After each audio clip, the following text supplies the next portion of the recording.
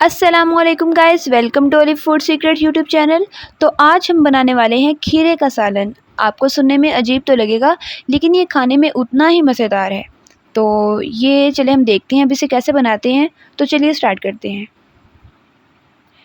पहले हमने बर्तन में घी डालना है, मतलब कि जिस बर्तन में हमने बनाना है उसमें हमने घी डालना है। उसके बाद हमने एक प्याज लेना है, उसे अच्छे से काट के धो लेना है, उसको इसके अंदर ऐड कर देना है। अब हम करेंगे प्याज को ब्राउन, मतलब कि हल्की आंच पे हम इसको तकरीबन 5 मिनट तक ऐसे ही रखेंगे और ये प्याज ब्राउन हो जाएगा, फ्राई होके ब्राउन हो जाएगा। उसके बाद हम इसमें ऐड करेंगे अदरक का और लहसुन का पेस्ट। ये मैंने पहले से बना के फ्रीज़ किया हुआ था, तो कुछ लोग इसे ताज़ा भी बनाते हैं, तो ये ज़्यादा बेहतर है।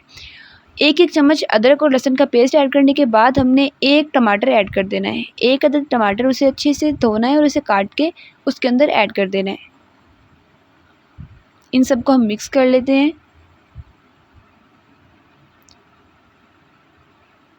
और इस चीज़ का ख़ास ख्याल रखा करें कि बर्तन को अच्छे से साफ़ किया करें ताकि रिस्क ज़ाया ना हो।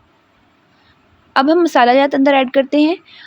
1 चम्मच हमने मिर्च डाली है, या आप हस्बे तौफ़ीक भी डाल सकते हैं। 1 चम्मच नमक और 1 चम्मच ही हल्दी। हल्दी आप थोड़ी ज़्यादा भी डाल सकते हैं, मतलब कि 1.5 चम्मच भी ऐड कर सकते हैं, क्योंकि ये घुटनों के लिए और हड्डी और जोड़ों के लिए ये मुफ़ीद होती है। हम इन सबको मिक्स कर लेते हैं।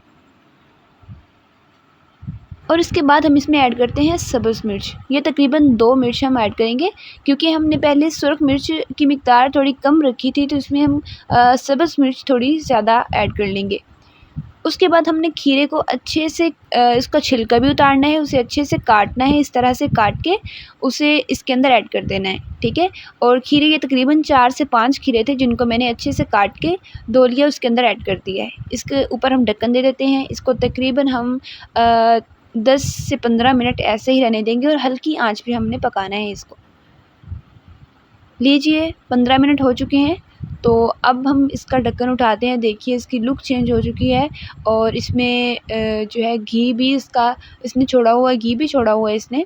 तो ने देखिए इसका कितना अच्छा इसकी लुक आ रही है। लेकिन मज़ीद हम इसको पकाएंगे, थोड़ा हम इसको मसाला बनाने के लिए, इसका हम थोड़ा सा टेस्ट बनाने के लिए इसको थोड़ा सा मज़ीद और पकाएंगे। देखिए 5 मिनट और पकने के बाद इसकी लुक ऐसी हो चुकी है। तो इसको हम प्लेट में डालते हैं अब, और इसको हम थोड़ा डेकोरेट कर लेंगे, मतलब कि मेहमान के आगे पेश करने के लिए हम इसके ऊपर थोड़ा धनिया लगा लेंगे, थोड़ी मिर्च लगा लेंगे। ये तो अब बनाने वाला ही समझ सकता है इसकी कितनी ज़बरदस्त खुशबू आ रही होगी। लेकिन इसकी लुक थोड़ी कद्दू की तरह लगती है, लेकिन बिल्कुल भी वैसा जायका नहीं है। तो ये माशाल्लाह बहुत ज़बरदस्त बना है, आप भी ट्राई करें।